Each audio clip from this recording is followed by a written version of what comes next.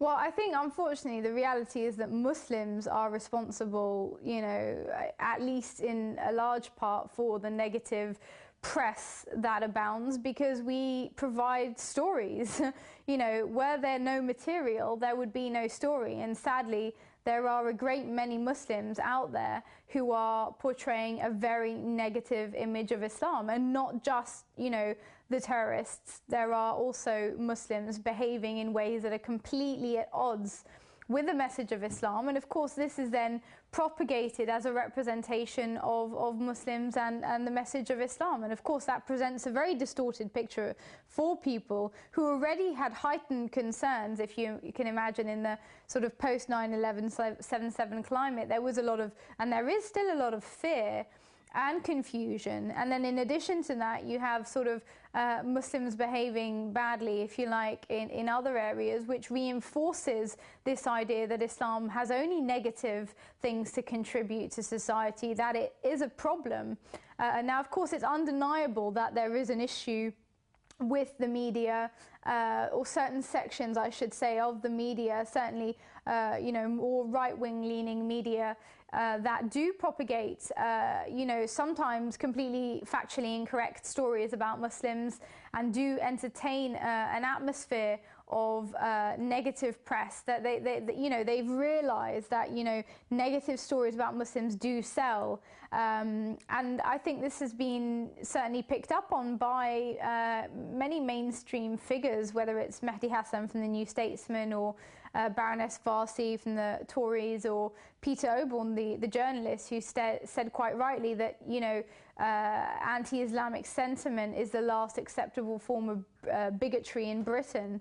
So clearly it is a problem, it does exist, but I think it's important that Muslims realize that we do have issues within the community, serious issues that need to be dealt with, and whether the media spotlight is shone on them or not, we should be tackling them. I think the reason that they talk about, Muslim or Islamic extremists is because, unfortunately, the extremists at hand do claim to be inspired by Islamic precepts when they act. They do claim to be quoting, sources that, reference Islam, or they, quote disjointed or decontextualized passages of the Quran. So, they themselves do claim to be acting in the name of Islam. I think the right-wing press certainly has a huge part to play for, in presenting perhaps a disproportionate attention to the Islamic label, if you like, and perhaps not being so even-handed in the presentation of other stories. But certainly I read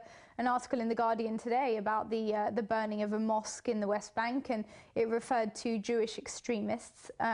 So, this language is used. It's just obviously there are undoubtedly, unequivocally, there are sections of the right-wing media that do play on these negative stories, and on minute stories that perhaps aren't even sort of based in fact, to scaremonger and foster an atmosphere of fear and hatred, which is very convenient in the current economic climate, when really very few people have any concrete solutions or any positive propositions to make in order to enhance ease or improve people's lives. And we historically, and it's a fact historically, that in periods of economic downturn, there is a search for a scapegoat, and I think as Europeans, we need to be very wary and very concerned about the direction that we're taking,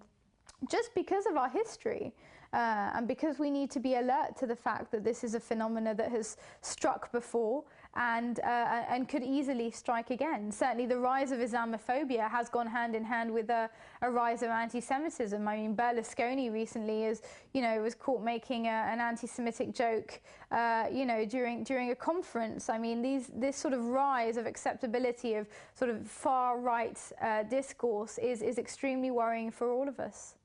Well, I don't know if I necessarily see myself as a role model. I think perhaps the best message is to say that, the current pantheon of celebrities, the sort of array of demigods that parade as role models, you know, are perhaps not the greatest people to look up to, and certainly not those who I hope that we as Muslims will be looking to in terms of how to model our own behavior. It's incredibly important to make sure that you are selective in the information that you appropriate about anything, and certainly about your faith. So I think it's, you know, the key message is to be critical, to be selective, and to have a nuanced understanding. There are very, very few things in this world that are black and white, and the best thing that one can do is to keep acquiring knowledge. I think that I can remember a hadith of the Prophet ﷺ in which he talks about knowledge as an armor, and it's a friend, and this is absolutely true. The more information you have, the better you're able to discern the complex reality in which we find ourselves, and I think part of that discerning and part of that understanding helps to develop a more stable and balanced core, and hopefully move us beyond the kind of reactionary responses that we often have, so that we can return to the core precepts of the faith. You know, it's absolutely essential that we, you know, stop this tit for tat, that we remember that, you know, the Prophet, peace be upon him, quite rightly said, you know, do not be the people who say when they are good to us, we are good to them. When they oppress us, we will oppress them. Rather, be of the people who say, when they are good to us, we are good to them, and when they oppress us, we do not oppress them. These are the messages, these are the sort of powerful messages really that we should be propagating, that we should be using as tools to try and transform our society towards a greater ethical ideal, and hopefully be carriers of the divine values that we hope to see in the world around us. And if we're not doing that, then there's a problem. Wow, well, I love traveling. I love traveling to any country, but certainly in the Muslim majority countries, there are a number of places that I hope to be able to travel to in the future, one of which is Malaysia. I'd love to go to Malaysia, Indonesia.